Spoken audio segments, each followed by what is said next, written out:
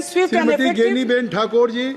माननीय अध्यक्ष महोदय, મને વર્ષ 2024-25 કેન્દ્ર સરકારના પશુપાલન અને ડેરી મંત્રાલય વિભાગ નિયંત્રણ હેઠળ માગણીઓમાં ચર્ચા લેવા માટેનો મોકો આપ્યો એ બદલ અમારા નેતા રાહુલજીનો ખૂબ ખૂબ આભાર માનું છું। આ વિભાગમાં 7,137.68 કરોડની ફાળવણી કરવામાં આવેલી છે, તેને વધારવામાં આવે।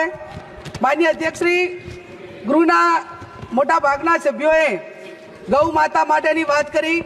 હું પણ ગૌ માતાની વાત કરવા માંગુ છું કે દેશના સાધુ સંતો, મહંતો, જ્યોતિષપીઠના શંકરાચાર્ય સ્વામી અભિમુક્તેશ્વરાનંદ સરસ્વતી મહારાજ પદયાત્રા કરીને ગૌ માતાને રાષ્ટ્રીય માતાનો દરજ્જો આપવા માટે સરકાર પાસે માગણી કરી રહ્યા છે। માનનીય અધ્યક્ષશ્રી, ગૌ માતાને રાષ્ટ્રીય માતાનો દરજ્જો મળે અને ગૌ વંશ ઉપર હત્યાનો પ્રતિબંધ આવતો કાયદો એ લોકસભામાં લાવવામાં આવે એવી હું માગણી કરું છું।